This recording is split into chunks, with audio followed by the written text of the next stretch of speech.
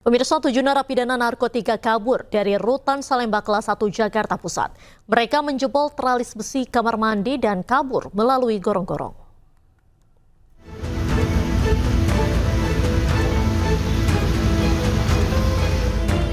Tujuh narapidana kabur lewat gorong-gorong setelah menjeblos teralis ventilasi kamar dan turun menggunakan kain sarung yang telah disambung.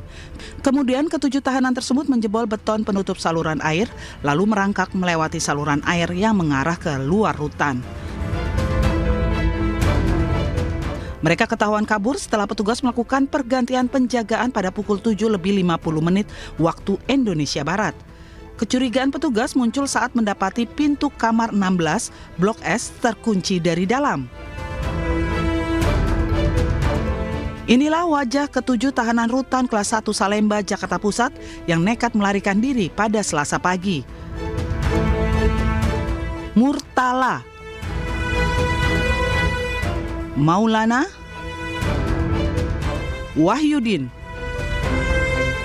Agus Salim, Jamaluddin,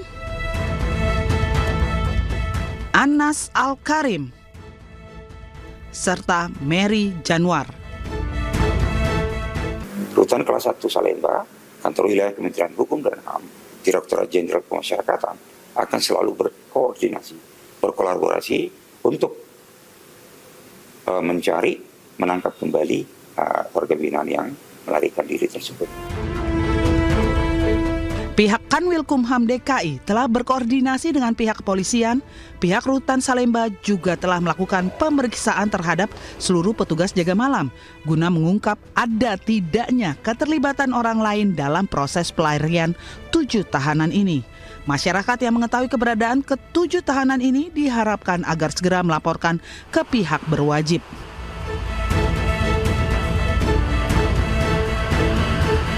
Pemirsa, buntut kecelakaan beruntun yang terjadi di kilometer 92 Tol Cipularang, Satlantas Polres Sukabumi melakukan rem cek atau uji kelaikan kendaraan besar di gerbang Tol Parungkuda, Sukabumi, Jawa Barat. Dalam pemeriksaan tersebut, sebanyak 17 kendaraan ditemukan melanggar dan diberikan sanksi tilang.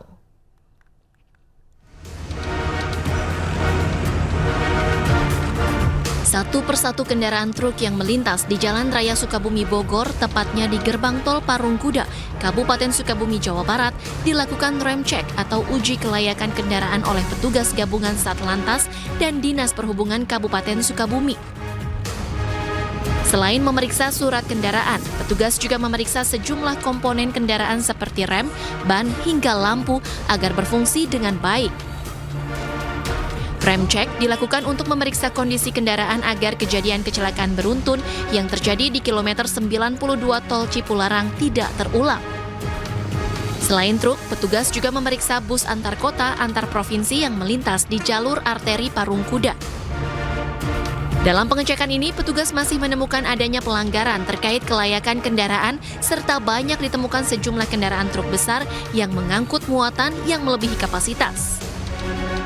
Masih ditemukan yang tidak sesuai dengan spek. Jadi intinya yang melanggar. Tadi kurang lebih yang melanggar untuk rem cek ini ada 17 kendaraan dan kita lakukan penindakan tilang. DO barang dan lain-lain, ternyata masih banyak kendaraan yang mengangkut barang khususnya melebihi kapasitas normal. Contohnya seharusnya 4 ton, 3 ton jadi 15 ton. Nah, ini yang bisa membahayakan kepada pengguna jalan lain. Ya, bisa mengakibatkan kecelakaan, apalagi mobil besar ya. Seperti kita tahu kemarin juga kejadian. Mudah-mudahan tidak kejadian di wilayah manapun. Pasca kecelakaan beruntun di kilometer 92 Tol Cipularang, Jawa Barat yang melibatkan belasan kendaraan, dari hasil pemeriksaan sementara dalam rekonstruksi kepolisian Polda Jawa Barat menyebut terdapat dugaan remblong, jalan yang basah akibat hujan, dan faktor kesalahan pengendara. Kecelakaan beruntun terjadi di Tol Cipularang kilometer 92 arah Jakarta yang mengakibatkan belasan kendaraan rusak berat dan puluhan korban luka-luka, sementara 1 orang meninggal dunia. Tim Liputan iNews melaporkan. Kita beralih ke informasi lain, pemirsa. Sebanyak 45 prajurit TNI diamankan terkait kasus penyerangan sejumlah warga di Deli Serdang, Sumatera Utara yang mengakibatkan seorang warga tewas. Mereka diamankan oleh polisi militer Bukit Barisan untuk selanjutnya dilakukan pemeriksaan.